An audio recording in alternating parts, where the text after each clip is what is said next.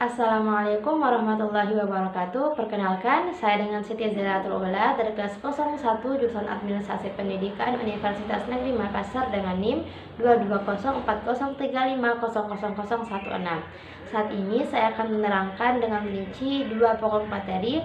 Yang pertama adalah analisis jalur kritis dan yang kedua adalah karakteristik pengambilan keputusan sebagai penyelesaian dari tugas mata kuliah pengambilan keputusan pendidikan. Langsung saja pada materi pertama, yaitu analisis jalur kritis. Analisis jalur kritis ini merupakan salah satu metode yang bisa dilakukan oleh seorang pimpinan atau seorang manajer dalam menyusun atau merencanakan suatu proyek, di mana analisis jalur kritis ini merupakan suatu perencanaan atau pengendalian terhadap suatu proyek yang digunakan untuk menyusun atau untuk menentukan urutan kegiatan apa saja yang akan kita lakukan, serta menentukan berapa waktu yang paling lama kita butuhkan dalam menyelesaikan suatu proyek. Atau dengan kata lain, analisis kritis ini merupakan urutan kegiatan dengan durasi waktu yang telah ditentukan, di mana urutan kegiatan ini tidak boleh terjadi keterlambatan, karena hal tersebut akan membuat suatu proyek terhambat secara keseluruhan. Oleh karena itu, di dalam analisis jalur kritis ini terdapat proyek yang harus dikelola secara hati-hati dan terdapat pula proyek yang harus diprioritaskan untuk dikerjakan secara tepat waktu. Dan dalam pelaksanaannya, seperti yang kita tahu bahwa dalam merencanakan suatu kegiatan, maka kegiatan tersebut terdapat waktu mulai, waktu selesai, dan waktu yang diperlukan untuk menyelesaikannya. Dengan menggunakan analisis jalur kritis ini, maka kita dengan mudah menentukan urutan waktu kegiatan apa yang akan kita lakukan, sehingga untuk mencapai tujuan penyelesaian proyek maka akan tercapai secara efisien dan efektif dengan waktu yang tepat waktu serta dengan pengarahan sumber daya yang maksimum. Untuk melakukan analisis jalur kritis ini terdapat dua cara. Yang pertama adalah dengan mengidentifikasi semua kegiatan yang akan kita lakukan dalam proyek tersebut. Misalnya, ada proyek untuk membangun sebuah rumah, maka kita mengidentifikasi kegiatan-kegiatan apa saja yang kita perlukan untuk membangun sebuah rumah. Contohnya, identifikasi pertama kegiatan yaitu mendesain sebuah rumah. Kemudian kegiatan yang kedua adalah dengan mencari lahan. Kemudian kegiatan ketiga adalah membangun konstruktor. Dengan menyusun kegiatan-kegiatan apa saja dengan mengidentifikasi kegiatan-kegiatan yang akan kita lakukan dalam menyusun sebuah proyek, maka akan memudahkan kita dalam menentukan kegiatan-kegiatan atau urutan-urutan yang akan kita lakukan. Kemudian cara kedua adalah dengan menentukan hubungan antar kegiatan yang satu dengan yang lainnya. Dengan demikian, dalam pelaksanaan analisis jalur kritis ini dapat membantu mengidentifikasi kegiatan yang kritis, kemudian dapat membantu kita dalam mengelola dan mengarahkan sumber daya secara maksimum. Kemudian dapat memperkirakan waktu penyelesaian dengan tepat waktu, serta dapat membantu mengidentifikasi kegiatan mana saja yang kita perlukan. Kemudian materi kedua yaitu karakteristik pengambilan keputusan. Karakteristik pengambilan keputusan ini merupakan sifat atau ciri yang dimiliki seseorang dalam melakukan proses pengambilan keputusan. Kenapa kita harus mengenal atau mengetahui karakteristik pengambilan keputusan ini?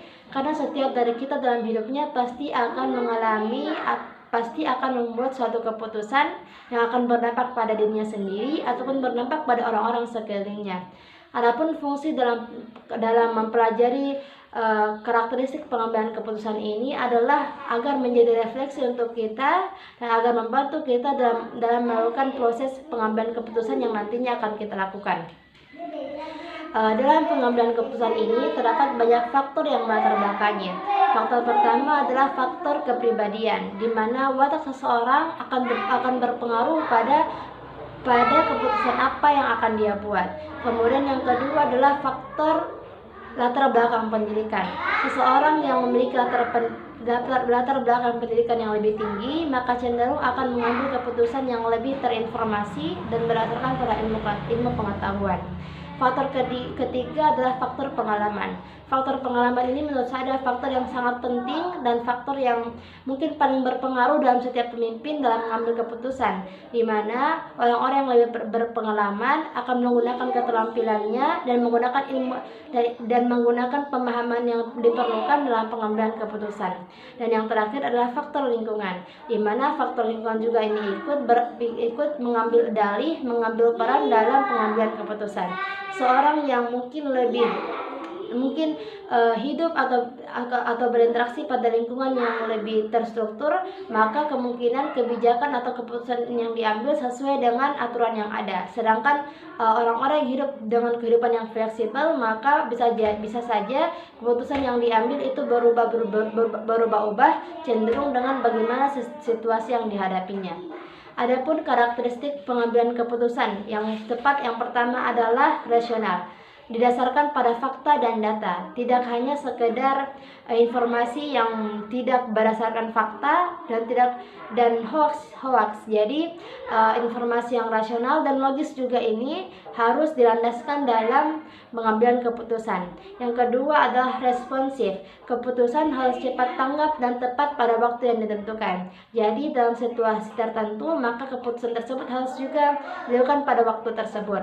Kemudian yang ketiga adalah komprehensif, di mana keputusan ini harus mempertimbangkan semua objek, tidak hanya pada satu sisi, tapi dengan melihat objek-objek yang ada dan melihat dengan berbagai sudut pandang dan dengan melibatkan orang-orang yang diperlukan dalam pengambilan keputusan.